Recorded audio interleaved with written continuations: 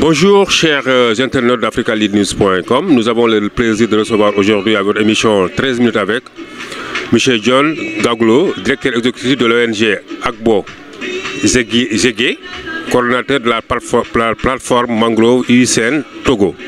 Bonjour M. Gaglo. Bonjour M. Chefaye. Bonjour Chefaye.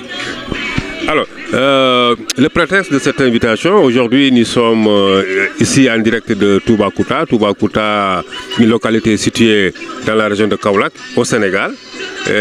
Nous sommes ici pour les besoins du festival Manga, organisé du 23 au 26 novembre 2023. Vous venez du Togo pour participer à ce festival. Alors rapidement, est-ce que vous pouvez nous donner votre impression après 2 jours de festival? Oui, pour cette festival de Malga Festival, c'est impressionnant et selon ce que nous avons pensé avant d'arriver ici, on a vu plus que ça. Pourquoi je dis ça? Parce que les présentations scientifiques qui ont été données, ça veut dire que des gens ont fouillé, les chercheurs ont fouillé pour donner le meilleur d'eux-mêmes.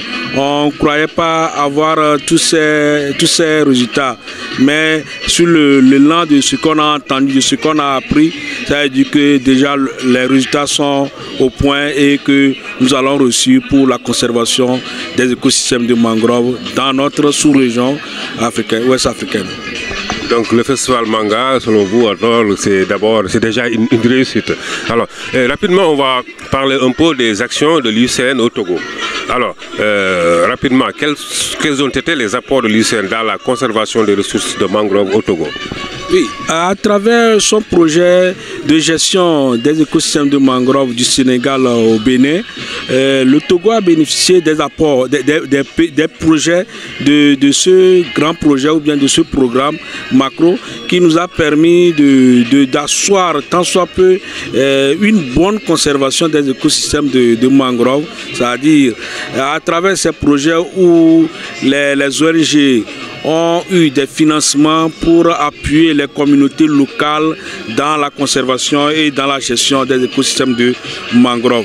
Et on peut citer 3 types de projets qui ont eu lieu. Il y a un projet qui est basé catégoriquement sur la surveillance, qui a permis aux communautés locales eux-mêmes d'aller d'apporter leur pied à l'édifice, de contribuer à la surveillance de ces écosystèmes de mangrove. On peut parler du projet qui a permis aux communautés de développer des AGR, tant soit peu dans la transformation des produits dérivés de mangrove, à savoir la production du miel de mangrove, la production d'huîtres et d'autres projets pour ne pas citer là, et quelques projets de recherche également qui ont permis de connaître l'espèce et son milieu, de s'adapter à ce fléau de changement climatique que nous vivons aujourd'hui. Quels sont donc les résultats obtenus jusque-là? Et parler des résultats obtenus jusque-là, nous jetons tout d'abord des fleurs à l'UICN de nous avoir accompagnés dans ces projets. Par rapport aux résultats, on peut citer les visites éducatives qui ont permis aux communautés de prendre conscience, de savoir que les écosystèmes de mangrove peuvent apporter un plus à leur développement et à leur évolution sur la terre. Et il y a les visites éducatives qu'on a fait également avec les élèves qui ont permis d'envoyer ces élèves comme étant l'ambassadeur de la protection des écosystèmes de mangrove, et à travers des formations au niveau des communautés locales qui ont également permis à ces communautés de s'inculquer ou bien de connaître les écosystèmes de mangrove, de voir les valeurs socio-économiques et les valeurs les valeurs socio-économiques de ces écosystèmes, et de mettre en évidence ou bien en évidence ces écosystèmes pour servir les communautés en cours. Alors, qu'est-ce qu'il reste à faire pour l'atteinte des objectifs d'une bonne conservation des écosystèmes de mangrove? Et par rapport à ce qui reste à faire, avec le projet de UCN, ça nous a permis d'asseoir tant soit peu une gestion efficace des écosystèmes de mangroves. Et en cette gestion, on peut parler de l'évolution des statuts, des tests qui sont allés loin. Aujourd'hui, je peux vous dire que les tests de gestion des écosystèmes de mangroves sont sur la table des députés, où ça peut être, ou qui doit être signé ou bien approuvé par les députés pour que ça soit véhiculé dans l'application, pour avoir l'applicabilité. Je peux également vous dire qu'au niveau du Togo aujourd'hui, il y a la création, la vision de la création d'une aire marine protégée qui est née à travers ce projet de UCN là. Mais pour dire qu'il faut finir, ça dit que si le projet UCN s'arrête aujourd'hui, qu'on n'a pas cette AMP qui est créée, ça dit que rien n'est fait. Et si on va reculer en arrière, donc il faut poursuivre les activités de UCN jusqu'à l'obtention de l'AMP et avec ses outils de gestion. Dès qu'on a cette AMP créée et ces outils de gestion, ça nous permet également d'avoir une gestion efficace et efficiente des écosystèmes de mangroves, et ça va permettre aux communautés de bénéficier, comme je viens de le voir à ce festival Magache, où les communautés à travers les écosystèmes de mangroves, à travers les produits, montrent les produits issus des écosystèmes de mangroves, tels que la production de miel qu'ils vendent ici, la transformation des huîtres qui sont déjà là, les produits issus des écosystèmes de mangroves. C'est-à-dire qu'on doit avoir cette AMP d'abord avant de réfléchir à ces pléthores d'activités que nous disposons, qui peuvent être de valeur économique et même scientifique pour les communautés que nous représentons. Ici, hier, il a été question de l'apport des connaissances et des savoirs des populations locales dans la gestion de ces écosystèmes. Est-ce qu'au niveau du Togo, les populations locales, leurs connaissances vous ont aidé vraiment dans la réussite de vos œuvres? Oui, je dirais que la connaissance endogène nous a beaucoup appelé, nous a beaucoup donné de l'élan dans cette conservation des écosystèmes de mangroves. Ça veut dire que quoi? Ça veut dire qu'au Togo, le reboisement des écosystèmes de mangroves ne se fait pas comme on le fait ici au Sénégal.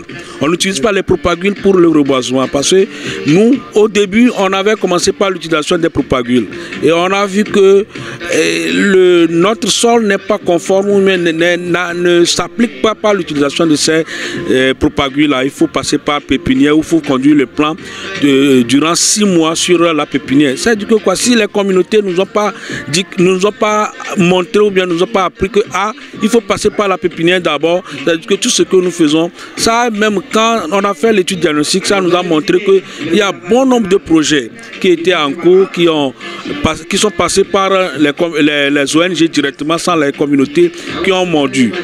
Ça veut dire que quoi?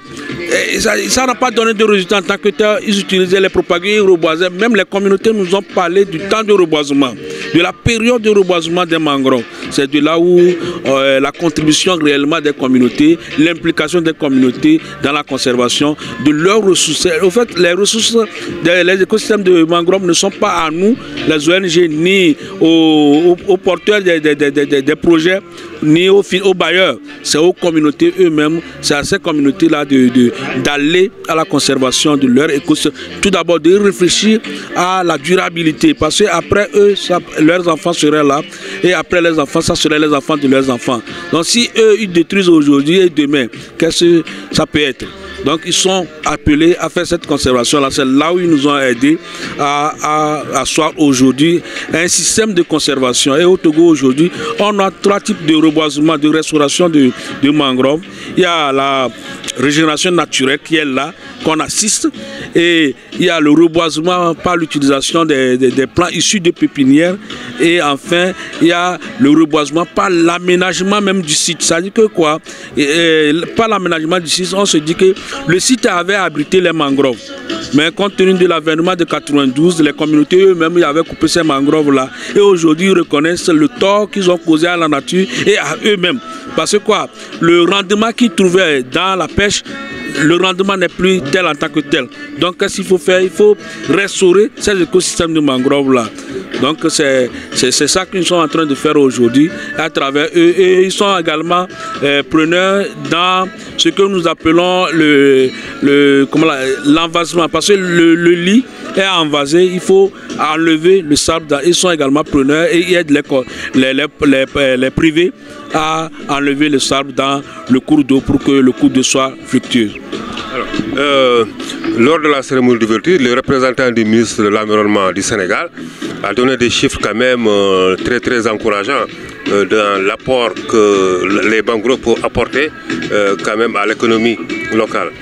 Ce chiffre, selon lui, à 983 milliards d'apport pour l'économie locale avec les mangroves. Est-ce qu'au Togo, il y a vraiment l'impact de la mangrove dans l'économie locale? Et je dirais pour le moment, au niveau des communautés locales, l'apport des mangroves, des écosystèmes de mangroves sont un peu faibles. Pourquoi je dis un peu faible? Parce que après comment l'appelle-t-on, les troubles sociaux et politiques qui étaient arrivés, où on a détruit tous les mangroves. Donc ça veut dire qu'on a perdu toute l'économie. C'est maintenant que l'économie est en train de se reconstituer. Par exemple, l'installation des ruches. C'est maintenant que ça a commencé. L'installation des guirlandes pour la production des huîtres. C'est maintenant que ça a commencé. Mais tant soit peu, quand on fouille dedans avec les 3 ans d'activité de UICN, et on a vu que les mangroves se sont régénérés. Quand vous allez sur le lac, vous allez voir les petits poissons qui naissent. C'est-à-dire que les pêcheurs nous ont dit qu'ils ont commencé par avoir beaucoup de poissons. C'est là où on peut dire que le Kouroumi a commencé par donner ce que ça doit donner. Mais à un taux très faible. Donc c'est pourquoi je parlais de la création de l'AMP. Si l'AMP est créée avec tous les outils de gestion, là ça peut flamber l'économie des communautés togolaises. Sinon aujourd'hui, on peut dire que l'économie est très faible au niveau des pêcheurs et ça peut tourner autour de 5%. Alors, donc, quel est votre dernier mot pour clore? Et je tiens sincèrement à féliciter Lucien et à féliciter les organisateurs de ce festival Mangal pour nous montrer encore, pour nous faire découvrir encore d'autres communautés qui bénéficient des écosystèmes de mangroves à travers leur activité génératrice de revenus, et également nous a fait profiter des présentations scientifiques qui sont dans le domaine, parce que la roue est déjà confectionnée.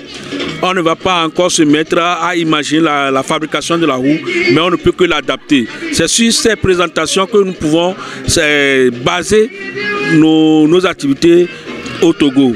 Parce qu'il y a des gens qui ont évolué, il faut qu'on les suive pour pouvoir arriver à concrétiser ou bien à développer la régénérescence ou bien la restauration des écosystèmes de mangrove pour avoir les bénéfices écosystémiques que nous procurent ces écosystèmes de mangrove.